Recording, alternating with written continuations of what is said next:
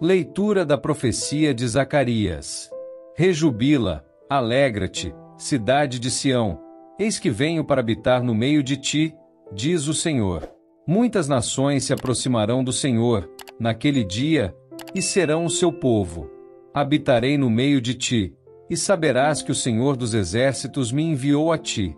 O Senhor entrará em posse de Judá, como sua porção na terra santa, e escolherá de novo Jerusalém. Emudeça todo mortal diante do Senhor. Ele acaba de levantar-se de sua santa habitação. Palavra do Senhor. Graças a Deus.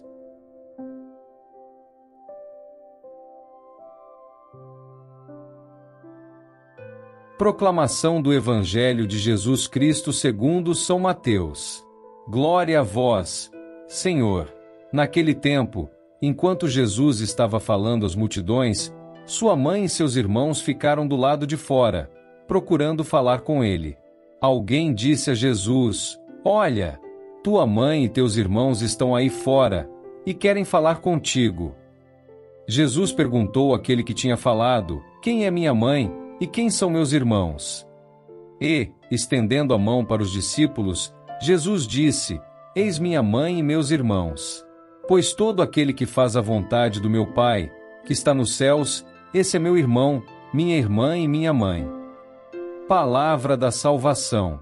Glória a vós, Senhor.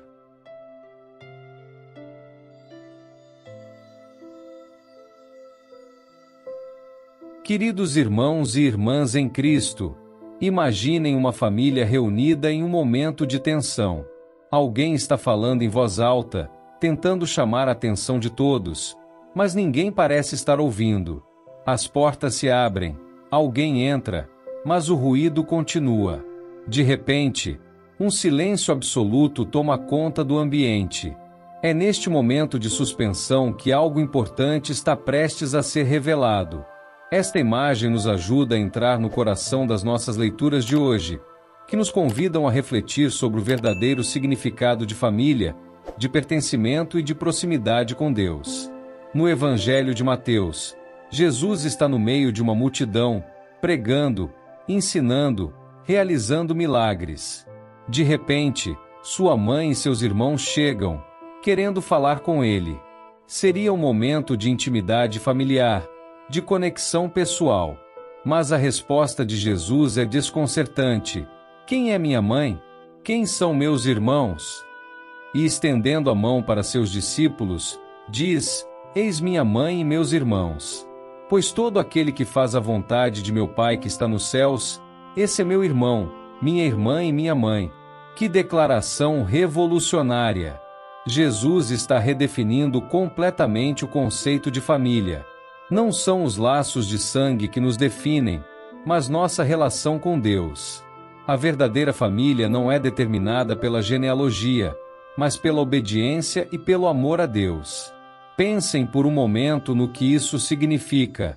Quantas vezes nos prendemos a estruturas familiares tradicionais, a expectativas sociais, esquecendo que nossa verdadeira identidade vem de nosso relacionamento com Deus? Quantas vezes permitimos que conflitos familiares, mágoas antigas, expectativas não cumpridas nos impeçam de viver plenamente nossa vocação cristã? Jesus não está diminuindo a importância da família biológica.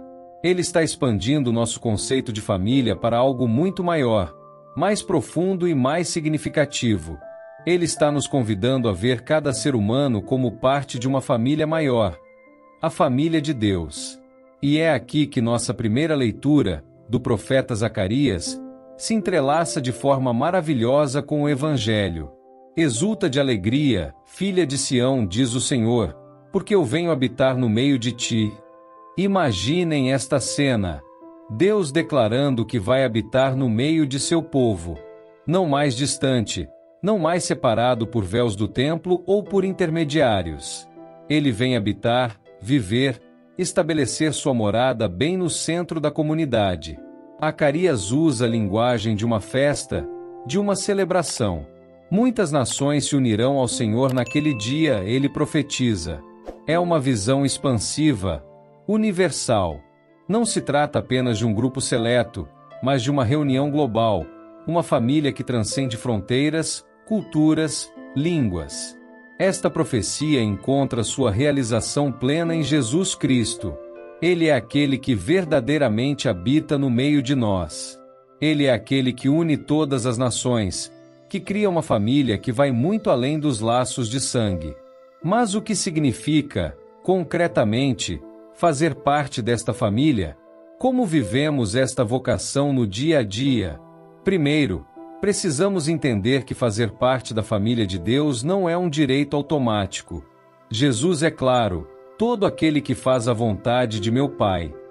Não se trata de um título honorífico, mas de uma postura ativa, de uma escolha diária. Fazer a vontade do Pai significa estar em constante sintonia com Ele. Significa ouvir, discernir e agir. Significa estar disponível, como Maria, para dizer sim aos planos de Deus, mesmo quando parecem impossíveis ou contrários às nossas expectativas. Significa ver além das divisões que nos separam, divisões de raça, classe social, nacionalidade, ideologia política. Significa reconhecer Cristo no estranho, no diferente, no marginalizado. Significa transformar nossos relacionamentos familiares tradicionais à luz do Evangelho. Significa perdoar quando é difícil, amar quando não sentimos vontade, estender a mão quando seria mais fácil nos afastar. Significa criar comunidades que verdadeiramente refletem o reino de Deus. Comunidades onde os laços espirituais são tão fortes, tão significativos, que transcendem qualquer laço meramente biológico ou social. Pensem na igreja primitiva, onde os cristãos compartilhavam tudo, cuidavam uns dos outros, onde viúvas e órfãos eram acolhidos, onde escravos e senhores se sentavam à mesma mesa como irmãos. Esta é a família de Deus em ação. Hoje, somos convidados a fazer parte desta família, não por mérito próprio, não por acidente de nascimento, mas por uma escolha consciente de seguir a Jesus, de fazer a vontade do Pai. É um chamado desafiador. Vai contra a nossa tendência natural de nos fecharmos em grupos pequenos, de protegermos apenas nossos interesses imediatos. Mas é também um chamado libertador, porque quando nos abrimos para esta família maior, descobrimos uma identidade mais profunda, um propósito mais amplo. Meus irmãos e irmãs, olhem ao redor de vocês hoje. Cada pessoa aqui é sua família. Cada pessoa lá fora tem o potencial de ser sua família. Deus quer habitar no meio de nós, quer nos unir, quer nos transformar. Que possamos, como Jesus, olhar para além dos laços de sangue e ver a família maior que Deus está construindo.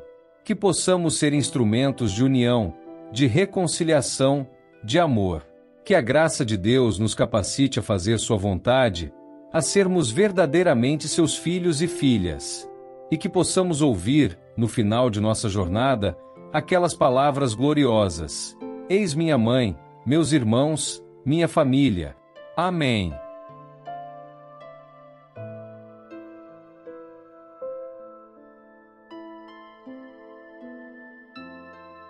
São Miguel Arcanjo, defendei-nos no combate. Sede o nosso refúgio contra as maldades e ciladas do demônio. Ordene-lhe Deus, instantemente o pedimos, e vós, príncipe da milícia celeste, pela virtude divina, precipitai no inferno a Satanás e aos outros espíritos malignos que andam pelo mundo para perder as almas. Amém.